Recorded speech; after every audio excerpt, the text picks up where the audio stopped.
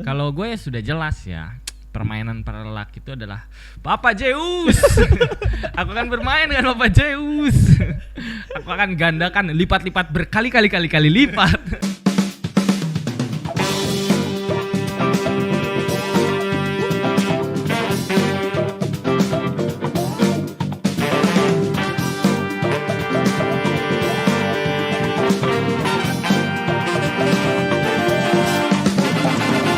Balik lagi di konten OKB, obrolan kayaknya benar karena kita selalu ngobrolin hal-hal yang benar. Kayaknya Kayaknya aja. Kita nggak mau serius-serius aman. Nggak mau. Kayaknya ya.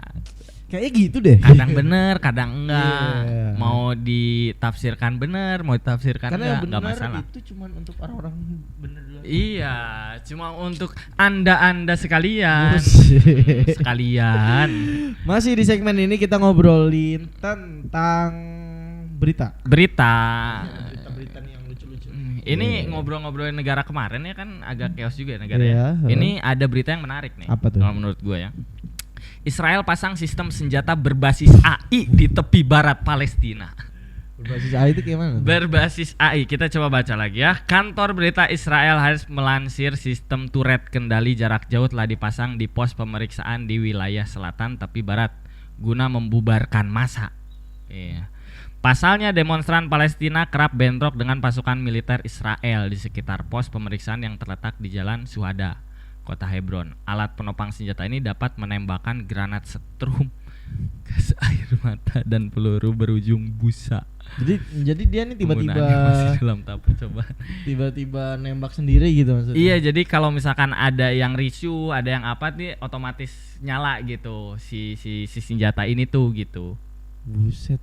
Sampai segitunya. Males banget tentaranya. Biar kayaknya udah nggak ketampung lagi nih sama tentara-tentara. Capek banget kayaknya dia nembak dong. Kayak, ayo ngapain males banget lah. Bapak pakai robot aja lah.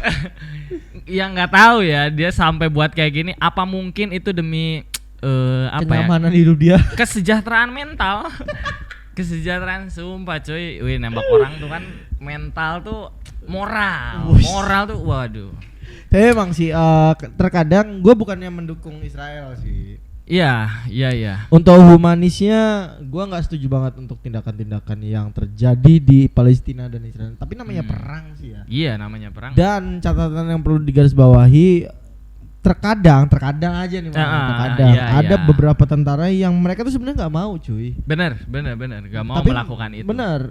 Tapi mereka harus melakukan itu karena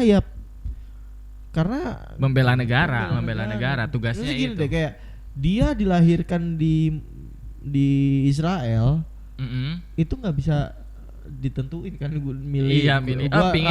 Lahir orang ibu Indonesia aja nggak bisa. Ya maksudnya dia lahir di Israel, dia besar di Israel, memilih pendidikan di Israel, jadi tentara Israel, dan dia disuruh kayak gitu bukan berarti dia memang dia tidak berkeprimanusiaan, iya mungkin. Tapi ada juga mungkin beberapa orang yang tidak bisa memilih itu gitu. Iya, akhirnya ya mau tidak mau dia melakukan hal seperti cuman itu. Cuman kekejaman yang terjadi di sana ya gue nggak setuju banget. Tapi ya namanya perang. Ya itu mah resiko ya, namanya perang pasti ya kayak gitu.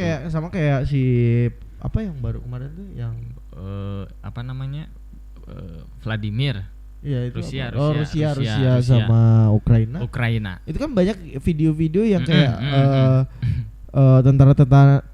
tentara si Rusianya membantu orang ibu-ibu Palestina Ukraina kan biar nggak kena bom gitu maksudnya humanisnya masih ada gue yakin. Iya lah nggak mungkin namanya perang ya. Itu elit bagian atas yang menyusun strategi gitu loh, menyusun strategi. Ini tekan tombolnya nanti aja, tunggu dulu nih, tunggu rame dulu nih.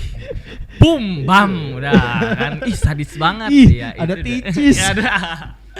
Hancur langsung udah, satu lane hancur tuh. Satu lane kena comeback dirempek. Gak ada yang tahu. Gak ada yang tahu cuy. Susah ngomongin perang. Gak ada yang tahu cuy. Ada juga berita nih dari luar negeri juga nih. Google salah transfer nih 3,7 miliar rupiah kalau dirupiahkan ke orang yang salah. Kita bayangin aja, bayangin. Ini bayangin aja. Iya. Ya semoga amin ya. Lu bangun tidur kayak gua telepon nih misalnya, Jack ada kerjaan pagi, bangun kayak gitu. Kan. Iya aja, bentar nih bangun. Pas lu bangun, aduh ngapain? Aduh gua harus transfer Adi lagi. Pas lu ngecek saldo, Anjir. Apa nih? Ada apa nih? Ih, kok gua nggak harus kerja ya hari ini ya?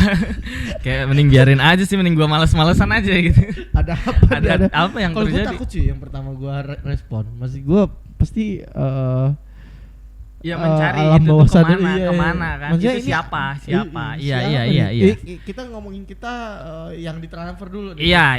Kita memisalkan. Betul. Jadi orang yang ditransfer kayak wait. Apa deh? Sabar, ini 37.000 bukan?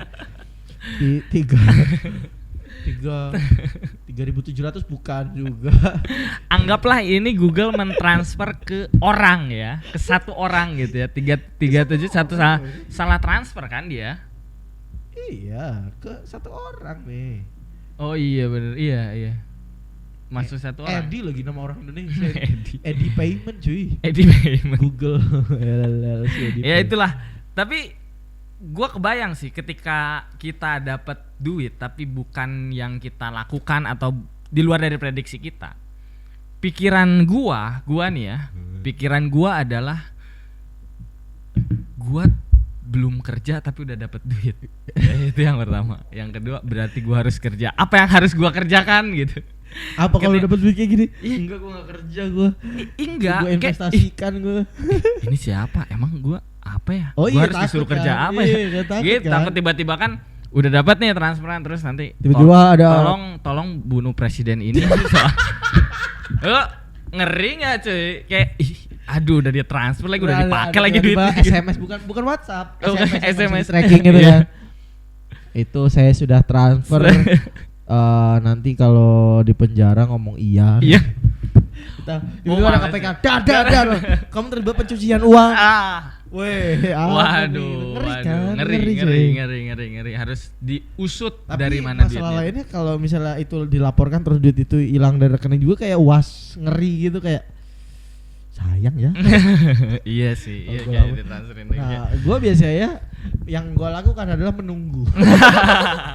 Ini kalau sampai 3 hari nggak ada yang lapor, nggak ada berita apa-apa, benar. Gue ya udah milik gue. Itu kayak di ini dulu, di keep dulu. Jadi biar orang lain lewat dulu, nggak ada yang nanya nih. Ini uang uangku kok hilang ya? Biar nggak gitu. Nemu duit di jalan. Diinjek dulu. Tengok kanan, tengok kiri. Tunggu berapa menit? Oh nggak ada nih, kayaknya udah cabut. Sumpah 3,7 miliar. Iya. 3,7 miliar. Miliar ini miliar. Miliar. 249 dolar. Iya. Bayangin duit segitu. Gua kaget sih, pasti kaget. Nyari di mama kos. Kos-kosan di Korea. Beli apartemen di Korea, terus tinggal gua di sana. Tinggal sama pakai duit itu ya. Aman. Sampai habis baru pulang. Habis lah itu. Wah, habisnya 5 tahun. 5 tahun. Habis itu baru pulang. Ini enggak ngapa-ngapain, enggak kerja, menarik. Iya, gitu. Karena ya itu duitnya kayak tiba-tiba aja gitu ya kan. Apalagi kalau gue ya sudah jelas ya, permainan para lelaki itu adalah Papa Zeus. Aku akan bermain dengan Papa Zeus. Aku akan gandakan lipat-lipat berkali-kali lipat. Ngeri banget pemikirannya. Dia udah punya miliar masih judi. Enggak judi, itu adrenalin aja. Game, melatih mental. Terus ada lagi ini berita dari ini beritanya lebih ke pertanyaan nih. Bertanya pada pakar, kenapa presiden Indonesia hampir selalu orang Jawa? Iya lagi. Dari yang pertama, Soekarno. Iya. Orang Jawa kan? Terus Soeharto, orang Jawa. Habibie enggak tahu ya? Orang Jawa juga kah?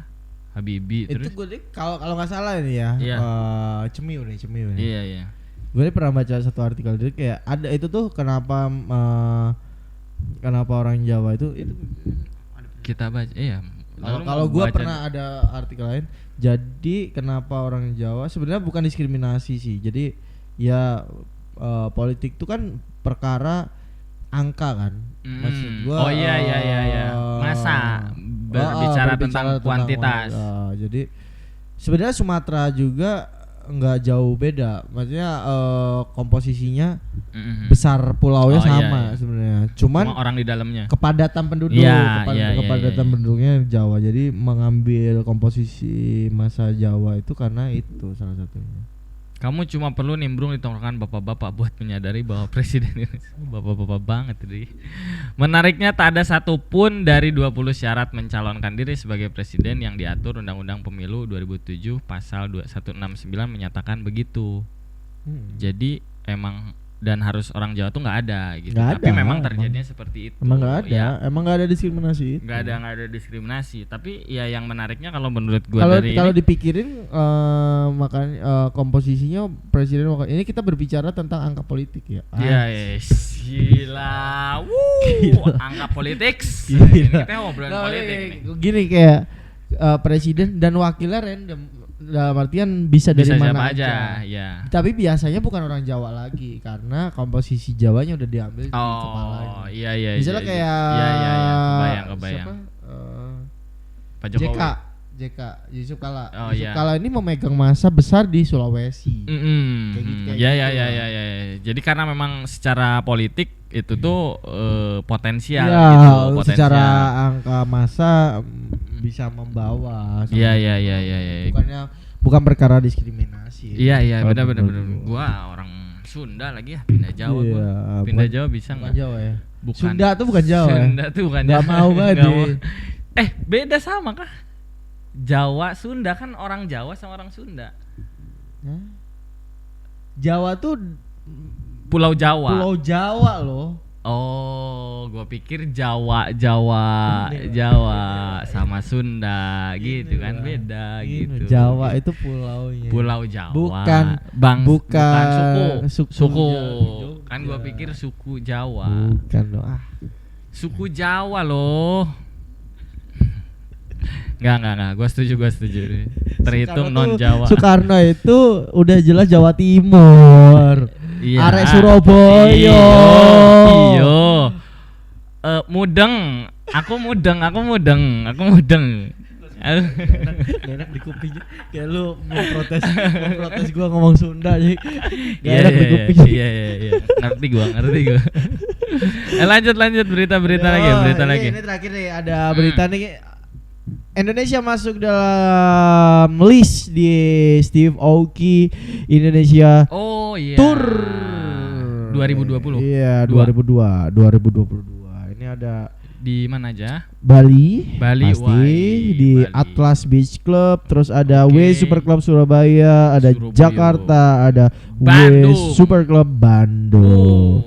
Ini manusia ajep-ajep nih orang-orang acep ya. Siap-siap ya yang suka adem.